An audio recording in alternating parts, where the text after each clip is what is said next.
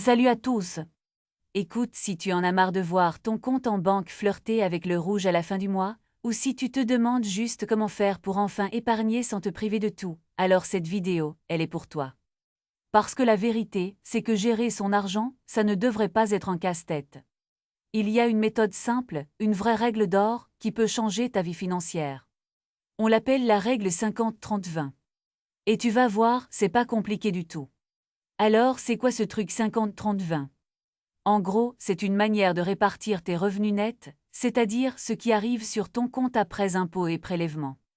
L'idée, c'est de diviser ton argent en trois grandes catégories: 50% pour tes besoins essentiels, 30% pour tes envies et tes plaisirs, et 20% pour l'épargne et le remboursement de tes dettes. Simple non. Mais attention, derrière cette simplicité, il y a une vraie puissance pour te donner un cadre et une direction claire.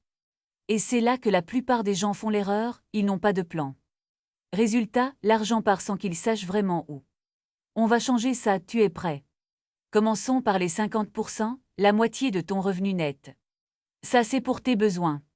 Vraiment tes besoins essentiels. Pense au loyer ou aux mensualités de ton crédit immobilier, c'est non négociable ça. Ensuite, il y a les factures d'électricité, de gaz, d'eau, ton forfait téléphone et Internet. Ton assurance, que ce soit habitation, voiture ou santé, ça rentre là-dedans aussi. Et bien sûr, l'alimentation, ce que tu manges au quotidien. Le transport, pour aller au travail par exemple, c'est un besoin. Tout ce qui est vital, ce sans quoi tu ne peux pas vivre confortablement ou décemment, ça va dans cette catégorie. La clé ici, c'est d'être honnête avec toi-même. Est-ce que ce que tu considères comme un besoin en est vraiment un? Si tes dépenses essentielles dépassent déjà 50% de tes revenus, là, il y a un problème. Et c'est pas grave, beaucoup de gens sont dans ce cas. Mais ça veut dire qu'il faut agir. Tu pourrais chercher un logement moins cher, renégocier tes assurances, optimiser tes courses alimentaires, ou même revoir tes abonnements. C'est un exercice qui demande un peu d'effort au début, mais crois-moi, ça paie énormément. Ensuite, on a les 30%, et là, ça devient un peu plus fun. Ces 30%, c'est pour tes envies. C'est ce qui rend la vie plus agréable, ce qui te fait plaisir. Les sorties au restaurant avec des amis, les places de ciné ou de concert, ce nouveau jeu vidéo que tu as repéré, les vêtements que tu achètes parce qu'ils te plaisent, pas parce que tu en as absolument besoin. Ton abonnement à la salle de sport, tes vacances, tes hobbies, les cadeaux que tu fais, tout ça, ça rentre dans les envies. Et c'est super important de ne pas les diaboliser. La règle 50-30-20, elle n'est pas là pour te priver de tout. Au contraire, elle est là pour que tu puisses profiter de ces plaisirs sans culpabiliser, parce que tu sais que tes besoins sont couverts et que tu épargnes pour ton futur. Le truc, c'est de ne pas laisser ces envies déborder sur tes besoins ou ton épargne. Si tu as un budget de 300 € pour tes envies, et que tu vois que tu as déjà dépensé 250 € en une semaine, eh bien, il faut te freiner pour le reste du mois. C'est une discipline, tu vois le truc.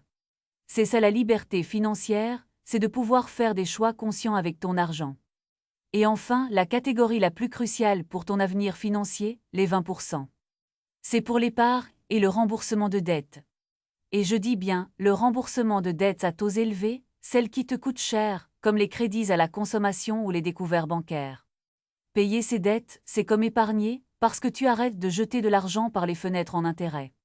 Une fois ces dettes à taux élevés gérées, ces 20% sont là pour construire ton futur. Et là, c'est pas juste mettre de l'argent de côté pour le fun. Non, c'est pour des objectifs précis. Ton fonds d'urgence, c'est la priorité numéro 1. Tu sais, 3 à 6 mois de dépenses essentielles mis de côté, au cas où tu perdrais ton emploi, ou si tu avais une grosse dépense imprévue. C'est ta bouée de sauvetage. Après ça, tu peux penser à investir pour ta retraite, pour acheter une maison, pour les études de tes enfants, pour un projet qui te tient à cœur. Ça peut être via un livret A, un PI, une assurance vie, un compte titre, peu importe le support, l'important c'est de commencer et d'être régulier. Même si tu ne peux pas mettre 20% tout de suite, commence par 5 ou 10% et augmente progressivement. Le plus important, c'est la constance. Chaque euro que tu mets de côté aujourd'hui, c'est un euro qui travaille pour toi demain, grâce aux intérêts composés. C'est magique vraiment. Alors comment tu commences? La première étape, c'est de faire le point sur tes revenus nets mensuels. C'est la base. Ensuite, tu listes toutes tes dépenses du mois dernier, ou mieux, des 3 derniers mois, pour avoir une moyenne. Regarde où va ton argent. Et là, tu vas pouvoir catégoriser chaque dépense en besoin, envie ou épargne-dette. Ça te donnera une photo de ta situation actuelle. Si tu vois que tes besoins sont à 60% et tes envies à 30%, ça te laisse seulement 10% pour épargner. C'est pas l'idéal, mais au moins tu le sais.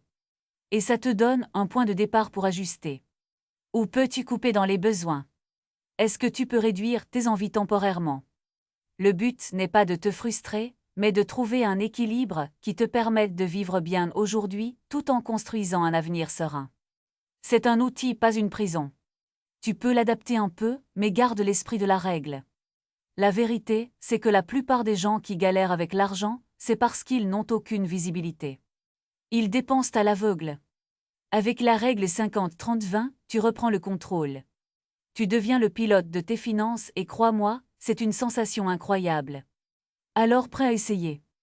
Lance-toi et tu verras la différence. Ta liberté financière n'attend que toi.